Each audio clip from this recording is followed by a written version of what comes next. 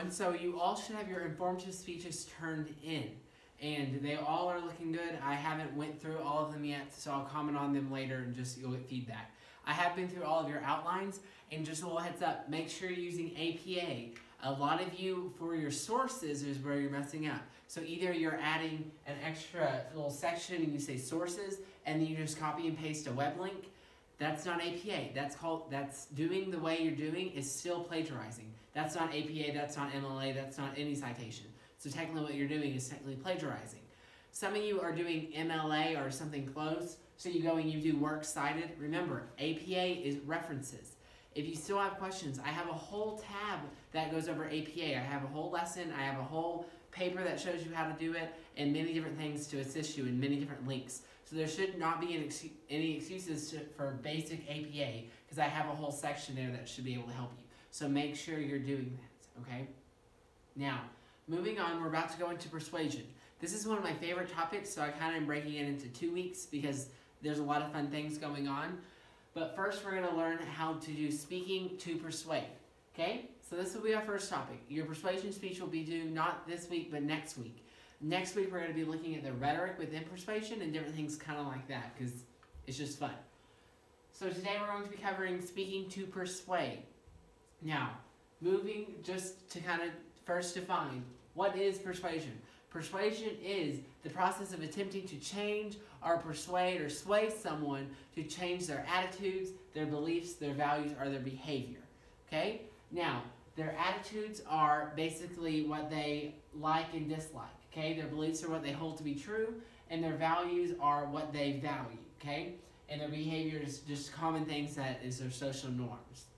So we're going to be mainly looking at these and how we can sway people with these 4 topics to go there. So that's persuasion. Now, is persuasion and coercion the same thing? Okay, so let's first look at the definition. Coercion is trying to force someone to do something that they do not want to, which this is seen as unethical because it's taking away the free will of someone. Okay, so coercion is not persuasion. And some people think that persuasion is right here, and there are many different forms of persuasion like this, and coercion is one of these down here. That is incorrect. This is persuasion, and coercion's over here. Persuasion, they still have free will, and you're trying to go with one of the 4 to try to get them to do what you want to do by their own choosing, whereas coercion is by active force or threats. So people say that Hitler was a great leader, which he was a great leader. His ethics might have been a little out of whack, but he was a great leader. But his persuasion was not that good at the end. At the very beginning, he was able to persuade people, but then he started to do cohesion and do all of that with people. So he started threatening and doing all of that. So his leadership was no longer persuading people; it was now forcing people. So he was not a great person who was great at the gift of persuasion. Okay. Now moving forward. We need to find reasons to persuade someone. So that's when we look at the attitudes, the beliefs, the values, and the behaviors. So why are we trying to persuade people? What are we trying to look at them to do? Now with persuasion, there's a lot of different things going. But you need to know the audience and figure out the one specific venue and the one specific way that you want to go, how to persuade someone. So first we need to look at the hierarchy of needs by Maslow. So this is the theory that people have levels, and you have to meet the basic level before you can actually go into the higher level. So going into actually looking at it, there's a pyramid with 5 different levels. And I realize there could be many levels, but this is just the main 5, and that a lot of different things go in here. So first, let's go and look at physiological needs. This is basically food and water. People need to eat and drink before they can get anything else. They're hopefully not going to try to do something more extravagant if they can't even get a glass of water to drink, okay? So once they have food and water, then you can kind of go up to safety needs. And safety needs is with shelter. So does someone feel protected? And depending on where you are, safety needs also can go with vehicles and transportation, okay? So in the states that we're in the plains, safety needs with cars and different things like that really works. But in the big cities like New York City or Austin or different places like that, they have buses and different things like that, or they can walk, so safety needs goes in with that as well. So moving on, once they have food and water and they have a house, then you go into social needs. Today's world, a cell phone is needed almost anywhere you go. So that's a social need. You need people to go around. You need to be able to communicate and contact other people. So they have food and water, they have a house, they have a cell phone. Now it goes into self-esteem needs. Most people, millennials, which are my age, and then Gen Z, which is people who are born after 2000, that is, a lot of us, we love social media. So that goes into self-esteem needs. Now for our grandparents and different people in that age, then they kind of fit into this area with social media because they don't need it. They have it because they want to try to go with today's world and today's time, but they don't really use it a lot. Now there's always that one grandma who's always very tech savvy and uses it all the time, okay? But, so they have a phone, then they are able to go on Instagram, Snapchat, different things like that. Okay, then we go up to self-actualization needs. This is where you buy a phone cover. So you need a phone before you can get a phone cover. When you're looking at persuasion, you need to make sure before you're trying to target someone and say, hey, you should buy a phone cover. You have to make sure first, hey, do you have a phone? No, you should buy a phone. Then they get a phone, and then you say, hey, now that you have a phone, you want your phone to look good, and you want to buy a phone cover. What Maslow says is that you need to actually hit the bases before you can go up to the very top. Now, there's always those people who they might not have a house, but yet they're having these other things, which doesn't make sense in a lot of people's minds. But it depends on funding and different things like that. Remember, every sorority is different. But this is Maslow's theory. Moving on to when you establish credibility, there are three main parts that you've heard these words a lot. Okay, so pathos, which is the emotional appeal, logos, which is the logic appeal, and pathos, which is the ethics. So first, looking at pathos. This is where, for example, the In the Arms of the Angel, the NSPCA commercials and all of that, trying to get you to buy a dog. Okay, they're trying to go to your emotional appeal. They want you to say like, oh, look at that little puppy. Oh, I feel so bad for them. I want to go buy a puppy because of that. Which that doesn't work, but we'll talk about it in a little bit. But they're trying to go for your emotional appeal. And then right over here, it's logical. It'll be like, hey, you need this. It's like, yes, I do. I do. I've been struggling with my egg sticking to my pan. It does make sense that I need this. Yes, duh, logic, okay? And then ethics. This goes in with, hey, do you agree with us? Because do you believe that this is bad? If you do, then you should buy this because we agree with you. Or it can go in with, hey, you should buy a Ford because Fords are built in America. Whereas like Toyotas, they're built overseas. But the ethics of America is great. So you should buy something that's built here in America. Buy a Ford, okay? Now, I'm nothing against a Ford. I actually drive a Ford, okay?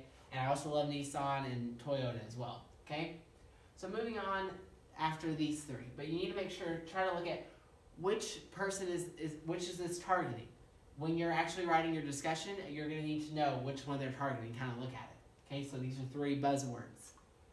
Now, common terms that you might have heard a lot. If not, you will hear a lot if you go into the persuasion. If you're going into advertising or marketing, you'll hear these a lot. So first is mere exposure theory. This is, first of all, have you ever heard of a song that you don't like at first, and then the more you hear it, the more and more you start to like it? Or reverse, have you ever heard of a song that you love, and the more and more it gets played, and then it gets overplayed, and then you don't like it? Well, that's mere exposure theory. The more you listen to something, the more you're going to like it. But there's a line that if it crosses, then you're not going to like it anymore. This is just like Sonic commercials. Sonic commercials, when they first came out, were great. And some people still love Sonic commercials. I, for example, am not a huge fan of Sonic commercials because they're overplayed. They're played way too much. So we are exposed to them way too much where they're no longer working, okay? Or the progressive commercials, different things like that. So the ups of mere exposure theory is if someone doesn't like something right away, the more and more they're exposed to it, and the more and more they see or hear it, the more and more they're going to like it. The downfall is that there's a line that once you cross that line, it's downhill fast. So it's a long uphill journey, but once you get up there, you're up there and you're great. But once you cross the line, it's a fast downhill journey because people will just stop liking it pretty quickly. Next is bandwagon. A lot of you probably heard this. So let's say the Dallas Cowboys are winning and they're just doing great. Now everybody's a Dallas Cowboys fan. Dallas Cowboys make it to the Super Bowl, but yet at the very end, they miss a pass, they don't catch the ball, and the touchdown is lost. Can't make the touchdown, that was going to be the winning touchdown. They lost the Super Bowl. Now, no one is a Cowboys fan except for the true original people who always love Cowboys. The people who jumped on the bandwagon are now off. So bandwagon, the positive is, it's real easy to get people on.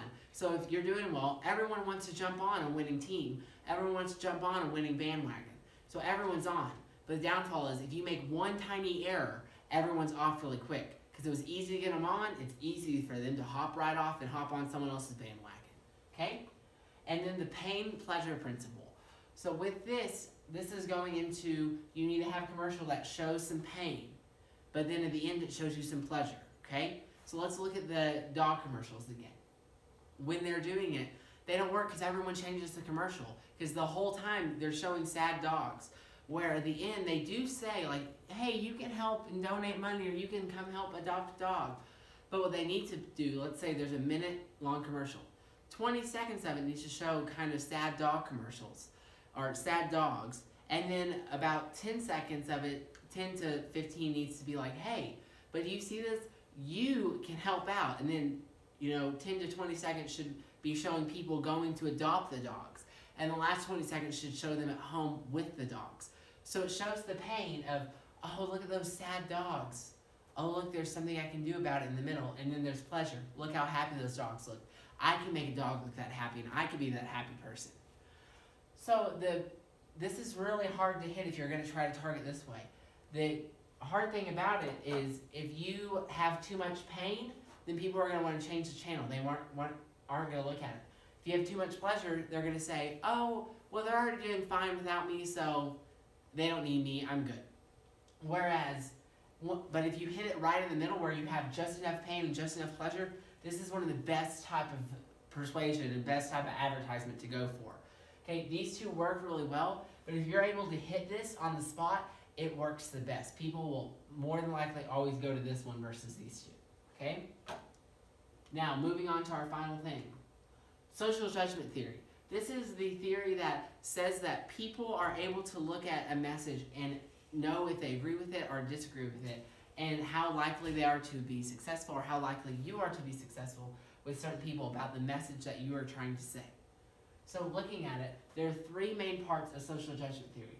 First is latitude of acceptance. This is where people agree with your statement. Then there's latitude of rejection. This is where people disagree with your statement and they find your statement possibly unacceptable. And then there's non-commitment, which is the statement that most people are, our students, I guess, are looking like, okay, I really don't care.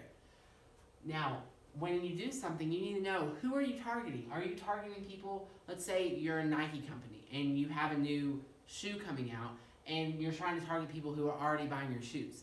Well, that's easier to go with because you can just say, hey, here's this new shoe, come buy this new shoe, you already like Nike.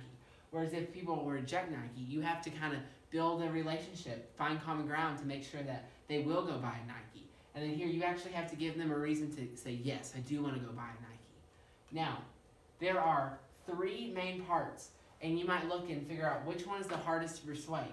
And you might think rejection because, people are going to reject it. But let's look at the political race. Let's say for Donald Trump, people either agreed with him, disagreed with him, or in the middle. Well, people who disagreed with him, in politics is a great example, but the people who agreed with him, yeah, it's easy to get them on your side. People who disagreed with him, well, it's a little bit harder, but it's a little easier to get them on the side for people who are non-commitment. The reason is because people who disagree with you, they will sit there and they will argue with you. They will have a discussion with you. They will have a debate with you. And you're actually have the ability to explain your side. Okay, where the exact same if you're with Hillary Clinton. You're able to explain your side and say, hey, this is what we believe, this is what we think. And maybe you discussing with them and talking to them, they're able to see your side and maybe get closer to your side. Whereas non-commitment people, you just start talking about politics and like, nope, I don't care, I'm out, peace. Okay, no matter if you're for Hillary Clinton and Donald Trump, they're out, they're done, they don't care. Whereas these people care enough where they'll actually listen to you a little bit, okay? Now, for your discussion, what you're going to need to do is you're going to need to find a print ad. This could be any print ad. It could be one that you found on a blog or on Instagram. It could be one you found in a magazine. It just has to be a print ad, meaning the ad does not move. It's a photo, okay? And you just need to say that this is with this company, they're trying to get you to buy, let's say this is Orbit, and they're trying to get you to buy gum. And you need to post the ad on the discussion board. Then what someone else is going to do, you will then go to other people's and reply.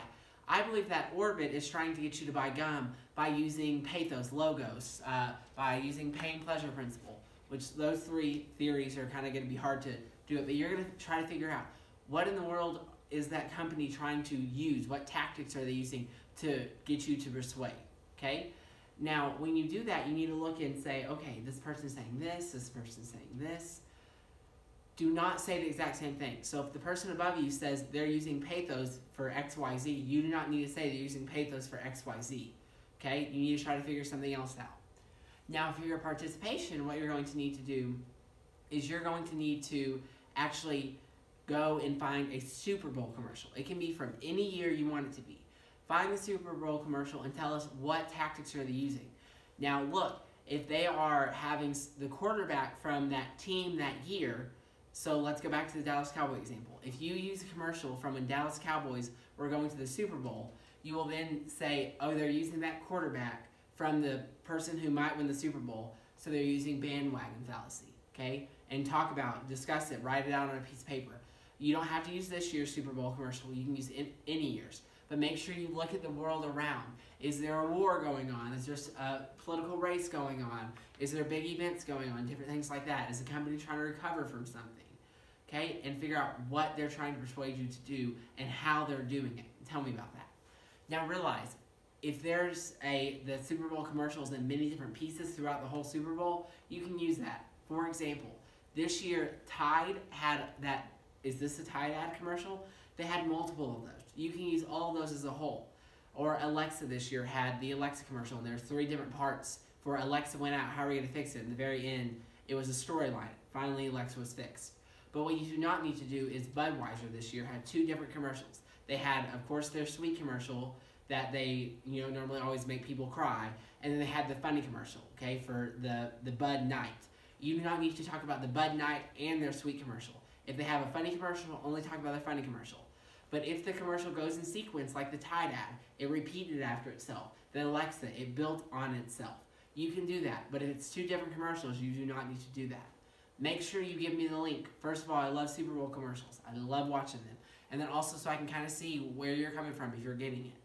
Other than that, if you have any more questions, let me know. Email me. Remember that your persuasion speech is due next Sunday. Not this upcoming Sunday, the Sunday from that. And your final will be opening up soon. I will post the review guide this week for your final, so be watching for that. And I would recommend you going through your textbook, Googling, and doing all that, getting it ready to go. If you have any questions, guys, just email me. Bye.